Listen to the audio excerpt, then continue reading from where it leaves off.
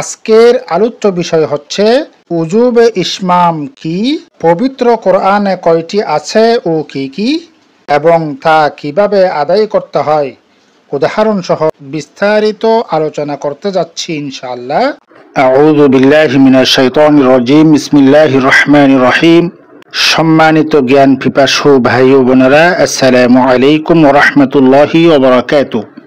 আজকে আমরা যে বিষয়টা নিয়ে আলোচনা করব, শতকরা 94% ভাই বোনেরা না জানার ফলে ভুল করে থাকেন।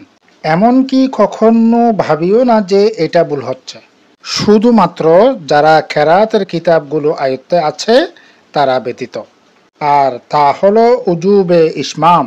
আজকের আলোচ্য বিষয় হচ্ছে উজুবে ইসমাম কি, পবিত্র কোরআনে কয়টি আছে ও কি কি, এবং তা কিভাবে আদায় করতে হয় উদাহরণ সহ বিস্তারিত আলোচনা করতে যাচ্ছি ইনশাআল্লাহ। ওয়ামা তাওফীকি ইল্লা বিল্লাহ। আর দেরি না করে মূল আলোচনায় যাওয়া যাক।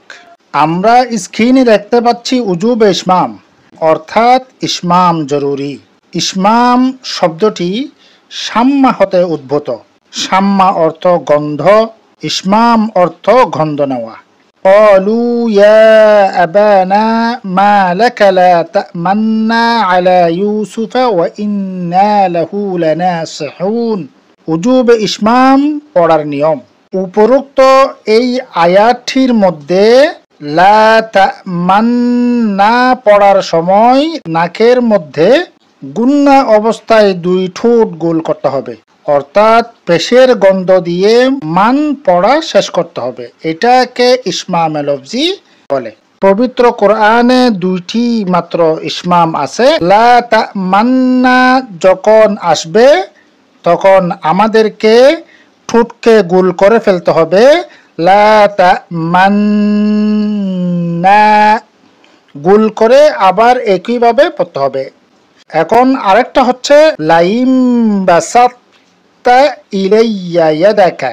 আজকের আলোচনায় আমরা যেটা বুঝতে পারলাম, পবিত্র কোরআনে 2টি মাত্র ইসমাম আছে। একটা হচ্ছে লা তা'মান্না, আর একটা হচ্ছে লাইম বাসাত্তা। এরপরেও যদি বুঝে না আসে তাহলে কমেন্টে জানান, ইনশাআল্লাহুল আজিজ আরো সুন্দর এবং সাবলীল ভাষায় বুঝিয়ে দেওয়ার চেষ্টা করব। রাসূলুল্লাহ সাল্লাল্লাহু আলাইহি ওয়াসাল্লাম বলেন, বাল্লিগু আন্নি ওয়ালাউ আয়াহ, অর্থাৎ তোমরা আমার পক্ষ থেকে পৌঁছাও যদি তা একটি আয়াতও হয়। এই হাদিসের অনুসরণে লাইক, কমেন্ট ও শেয়ার করে ধর্মপ্রাণ মুসলিম ভাই বোনদের শিকার সুযোগ করে দেই।